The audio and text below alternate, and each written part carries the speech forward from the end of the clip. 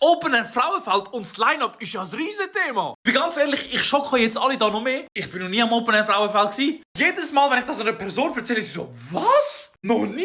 Gang! Aber dann kommt der Satz, nein, gang lieber doch nicht. Und ich so, was jetzt? Er so, ja, ich muss gehen fürs Feeling.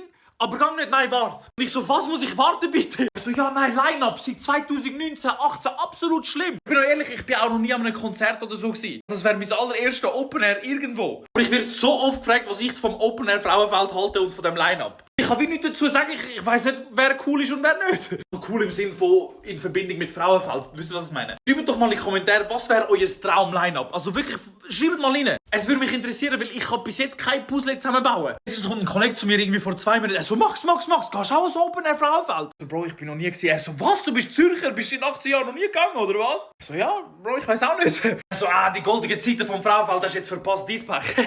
Also ich bin euch ehrlich, die Videos, die ich da sehe, jedes Jahr auf Snapchat von meinen Kollegen, ich meine, ja, es sieht fucking geil aus, aber wie könnt ihr dort pennen? Bro, die Zelte sind ja am Arsch. Entweder hat das Wasser drin, Alkohol ist ausgeschüttet oder irgendwie, keine Ahnung, jemand hat deine Matratze geklaut. Ich bin ein ruhiger Schlaf, ich müsste heim, ich müsste irgendwo, gut, ein Hotel wahrscheinlich bekommen, während diesen 3 Tagen ist wahrscheinlich auch möglich. Ja, und schreibt noch in die Kommentare, gönnt ihr trotzdem als Frauenfeld, obwohl das Line-Up für viele da draussen wohl nicht so gut ist? Schreibt noch in die Kommentare. Was zahlt man für so ein Ticket? Ich bin ehrlich, was ist so ein guter Preis für so ein Open-Air Frauenfeld-Ticket?